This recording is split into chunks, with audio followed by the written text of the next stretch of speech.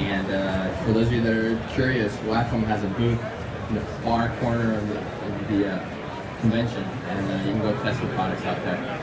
And the last thing that I use, which a video game controller, what is that? That's right. So this is a gaming pad. A lot of video game players buy these. They program buttons so that they don't have to find the keys in their keypad. So when they're playing you online, they're kicking your butt because you're the one that's kind of trying to pick away at your keyboard. So I kind of took a cue from them, and I got the same thing, and I programmed different functions into it. It allows me to work without using the keyboard. I've seen people that have taken like Power Gloves, like the old Nintendo one, and programmed it to do stuff like that. Yeah, there it is. So that's what it looks like. It's got a few rows of buttons, and then it's got different stages that you can change it into to program more than one function into it. So you can do a keystroke, you can do a set of keystrokes. So I've customized it so that I'm moving around basically my right hand. My left hand never leaves this and just hits the buttons, and as I'm working and coloring. So you never actually touch the computer. That's right. So I'm never touching the keyboard. I'm on the screen, and that's kind of the way. The laptop actually at home is on the side. Right. And I'm just going straight on the screen. Very cool. It's a process that we were just talking about, like that most comic book fans have never seen before. Like the coloring, you see people sketch and writers write, but this is some of the most interesting stuff. Right. And then you end up having to take more stuff with you. It requires a little more of a setup. Yeah. But thanks to technology, this stuff that gets a lot easier to deal with. Wacom actually has now a computer that has the screen on it, and that's it. You carry the screen and the computer all in one, and so the kind of takes these two things, makes it one. Right. Very cool. Yeah. So some of the setup for a file like this is I will get the ink file either from Jim or from Scott, and I'll scan it anywhere from 600 to 1200 dpi. The reason I do it in such a high resolution is that a lot of this stuff ends up getting used for posters, for lunch boxes. Licensing gets a hold of some of the artwork that we do, and it ends up on kids' underwear. So we're like 20-foot walls on the side. That's right. So we end up having to go really high in the resolution to make sure that the stuff will reproduce nicely. I scan it in grayscale, convert it to RGB, and I color in RGB mode as opposed to CMYK. Printed color is CMYK, but I color in what's called RGB. I do that mostly because when we started coloring, computers were really, really slow, like deadly slow. And coloring in RGB saved us 8 bits of information per page, per file. So we did it mostly as a time-saving, file size-saving option. And for those of us that started back then, we kind of kept it because we just kind of got in the habit of what RGB allows us to do, because CMYK has some limitations that RGB doesn't. Gotcha. So the one thing that we do is if you have Photoshop, if you hit View up here and you hit Proof Colors, even though I'm working RGB, I can see the colors in the CMYK spectrum. So that I'm seeing how they're going to print, I'm seeing how they're going to get affected by the conversion from RGB to CMYK, which is the last step of the process. Okay. All right. Here we go. Let's try this.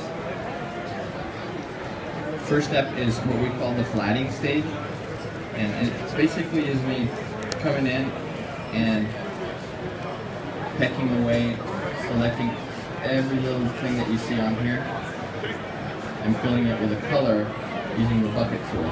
So I'll select the bucket tool, I'll check over here, and I have pre-saved colors for the character. So over here is Batman's flesh tone. You have saved ones per character? Yes. So as I'm working on, if I'm on 20 pages worth of a book, it's a lot easier for me to have Batman's cowl gray pre-saved so that I can just go click, click, click, click, click. Right.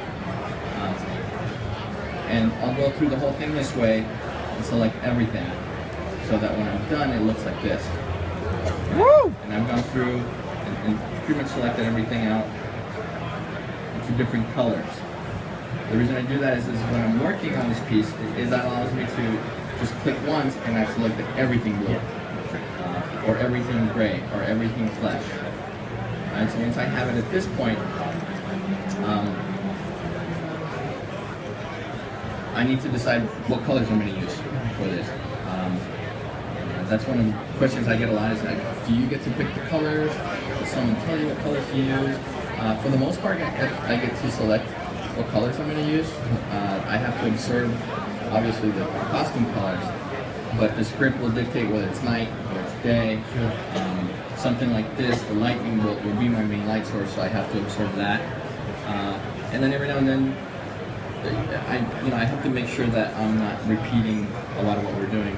When you see Batman, it's always at night, and he's most likely on a gargoyle. It's cooler. Yeah, right? But so, there's an official Batman gray, right? I would assume. I mean, I don't really know. I mean, I have an official Batman gray, but I don't know if that's what's standard. I guess with all the different like versions of Batman, like the Arkham Knight series, right, or like Batman, or whatever else those things are doing, or whatever. It's too much to maintain just one look. Yeah. Yeah. So and that's why I mix and pre-save each color so that at least within the book that I'm coloring, it's consistent throughout. Right. And then one of the things that I'm known for my style is I use a lot of ambient lighting. So I'll bathe the entire scene in that color that I'm going to be using. So for this particular piece, I'm actually going to use a green to color with. So what I'm going to do is I'm going to fill the whole thing. I'm going to use a little bit of normal. I'm going to go for about 10% and start to do that. Fill it again. I'm going to use a different coloring mode. And little by little you can see the difference. If I go here and show you what it looked like before and what it looks like now, you can see that there's a tint of green going on everything. Okay, so that's the equivalent of you walking into a room that's got green lights. Everything you're wearing, everything's going to kind of get bathed in that color. Right. That's kind of what I'm doing. The reason I'm doing that is because the bolt and the lighting I'm going to use is green. So I'm going to use this really strong green light source to work on the piece. Right, and once that's done, I really just select and I start to paint. I built a set of brushes, as you can see right here. A set? Yeah, so those are different brushes that either created or downloaded or purchased online, and they all serve a purpose. So like the one I selected is a smoke.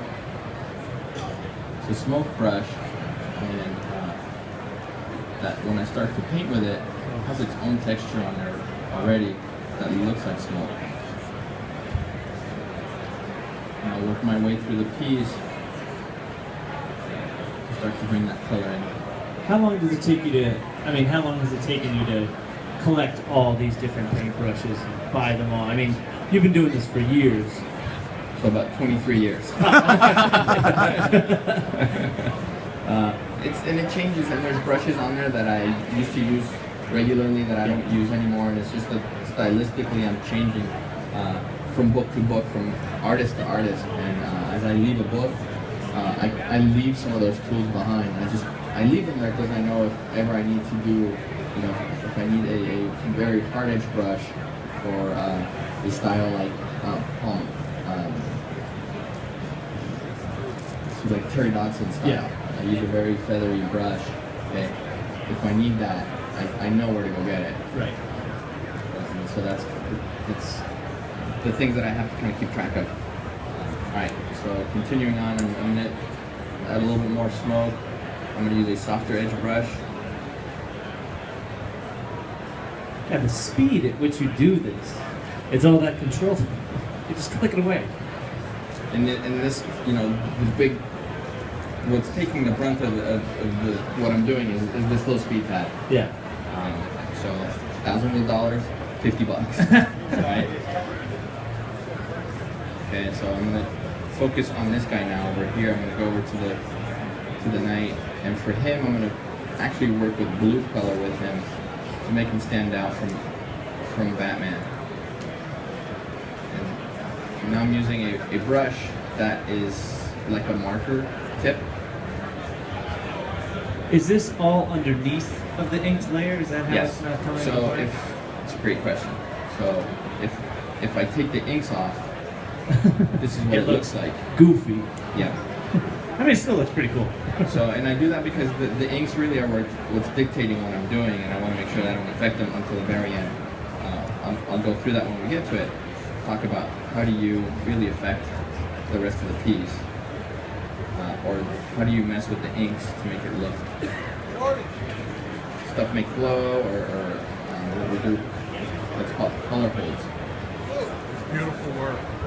Do you have like a different color swatch, I guess, or swatches like set for action sequences, or is it just per Batman?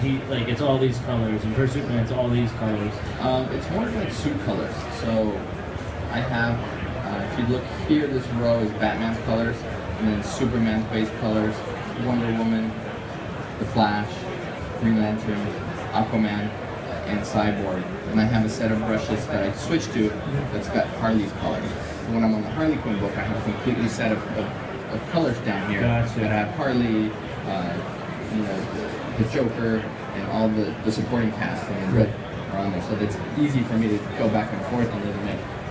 And then I actually use a lot of the colors up here to create the highlighting and the shadowing, much like this. So these greens are what I use to highlight and shade with green, and so on and so forth. Alright, so let me just have a little bit more highlighting here. Are you using this time to get some work done? Is this? This actually has been done for a while. Oh. I asked if I could just Yeah, can I just? work stuff. I'd be up here all day. How long does it take you to do this? Per se?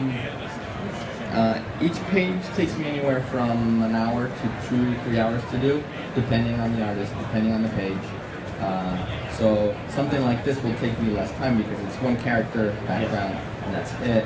But a regular interior page by Jim will take me 4 hours because he puts everything down on everybody, everywhere.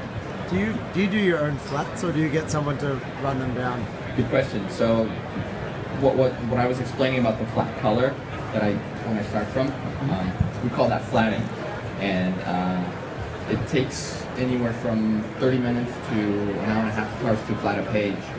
So what some of us do is we hire people to do the flats for us. So I subcontract this to some people and they flat it for me. So I save myself an hour to 2 hours per page per book, which amounts to a lot of time that I can then invest on the coloring side of things. So yeah, there's people out there who make a living out of flatting. Wow. And I certainly have 2-3 folks that work for me that do amazing work. They are my best friends. Alright, so let's move on to the foreground.